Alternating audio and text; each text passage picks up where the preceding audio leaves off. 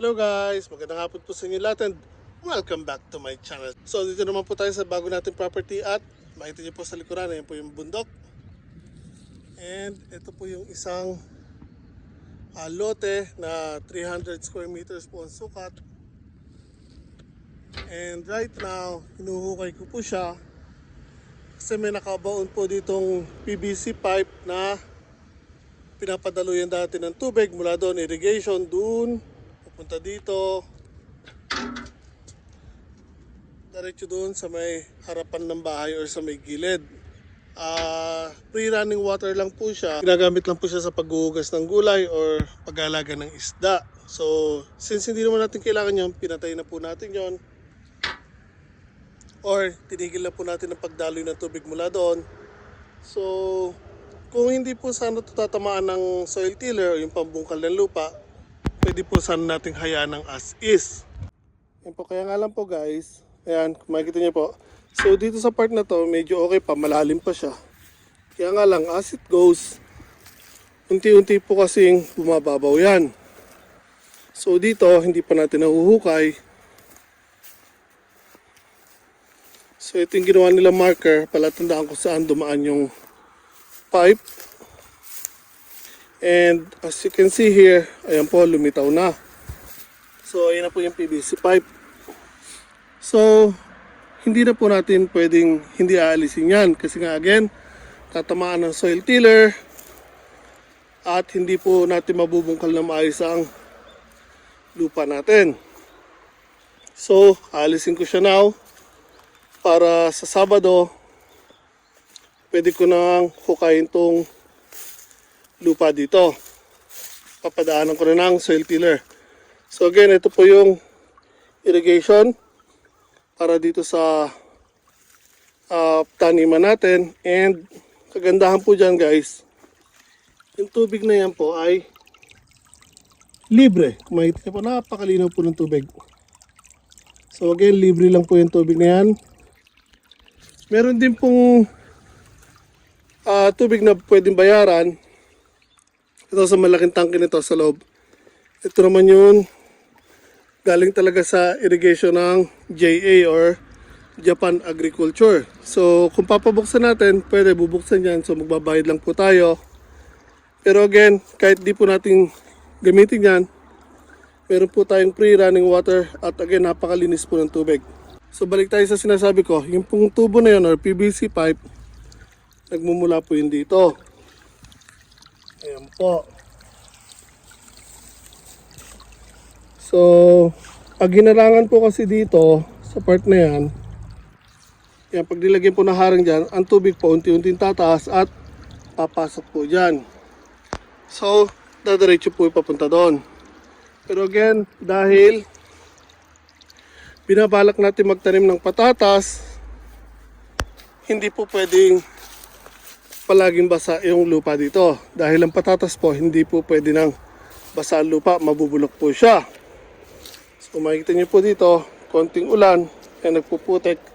So now, nag-iisip tuloy ako ngayon kung patatas pa rin ba ang itatanim ko dito as first crop.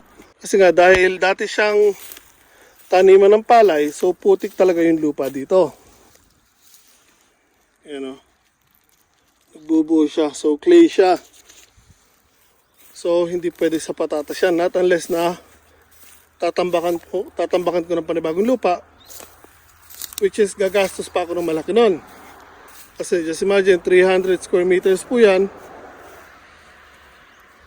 Isipin nyo na lang kung gaano karaming lupa ang kailangan ko itambak dyan. So I think talong na lang muna ang unahin kong itanim dito. Kasi ang talong wala pong problema kahit ganyan po ang klase ng lupa. Kahit medyo clay, ito medyo may halong konting bato. Pero kaya wala pong problema sa talong yan.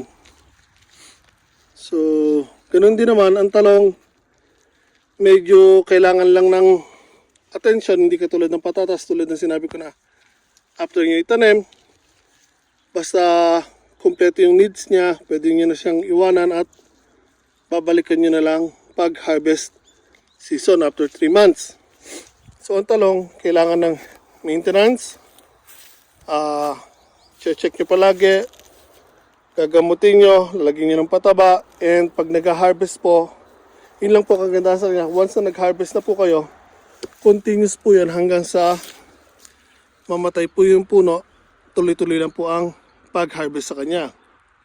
So okay guys, ipagpapatuloy ko lang po ang paghukay ko ng lupa para kahit paano bago tayo umuwi, kung hindi man natin maalis tong PVC pipe ay maalis natin ang lupa na nakatambak dito sa may PVC pipe.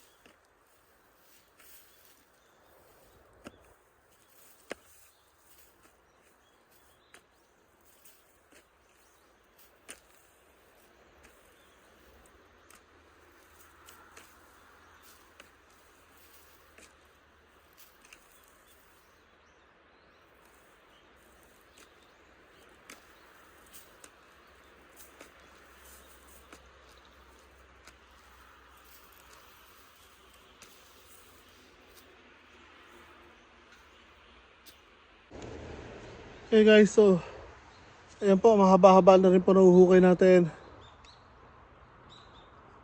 Ano? So actually, konti na lang po natitira.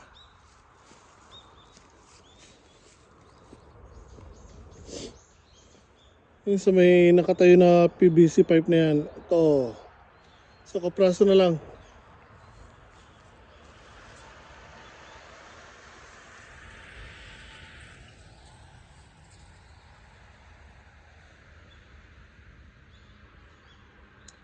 Kapagod.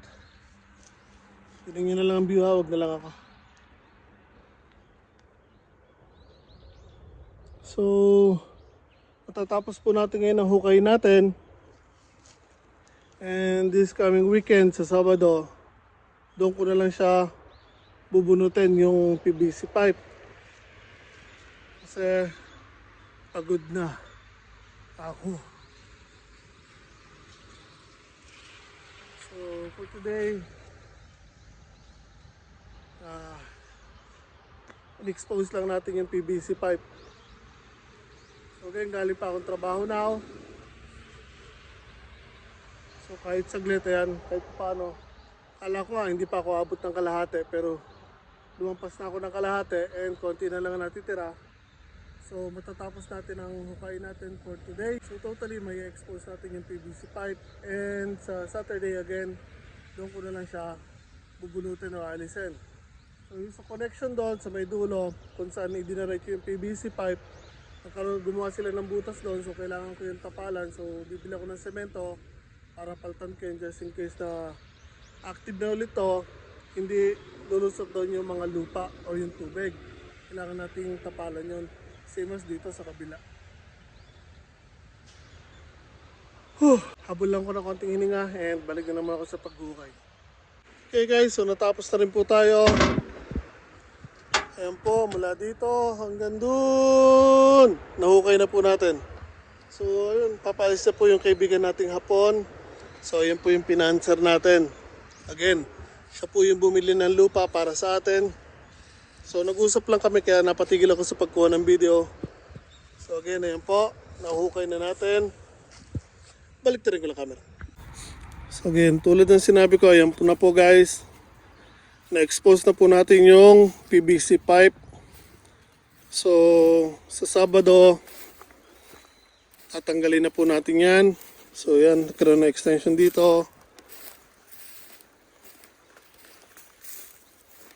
So bubunutin na po natin yan sa Sabado. Kasi tulad ng sabi ko, tatamaan po yan ng soil tiller.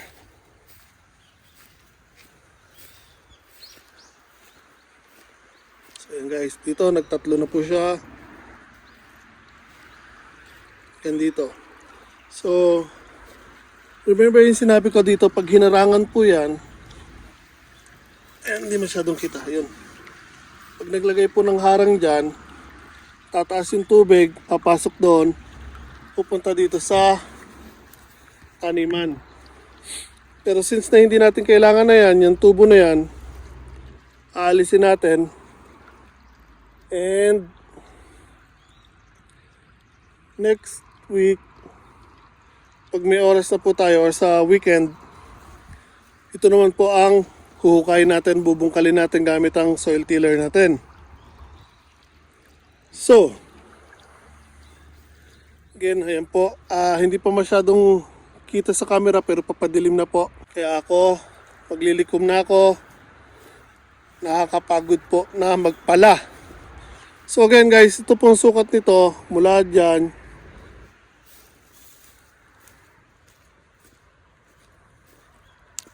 Mula dito hanggang dun sa may semento na yun sa kalsada, 300 square meters po yan. So like I've said, balak ko sana dito ay patatas, pero dahil nga dati siyang taniman ng palay, putik yung lupa. Kaya po nag-decide na lang ako tsaka yung kaibigan kong Hapon na talong na lang ang itatanim namin dito. Tapos pinag-iisipin namin kanina o pinag-uusapan namin kanina yung gagawin naming intercrop, kasi hindi naman pwedeng dire-diretso yung talong lang. So once na matapos ang talong, dapat meron kang optional na pamalit. So again guys, hindi ko na masyadong papahabain po ito. Pusin ko na po, padilim na. Again, so yan, after work, hinukayin lang po natin yan. In-expose natin yung PVC pipe. Then sa Sabado, alisin na po natin yung pipe. So yun na po ako. Yan po tayo lang palagi.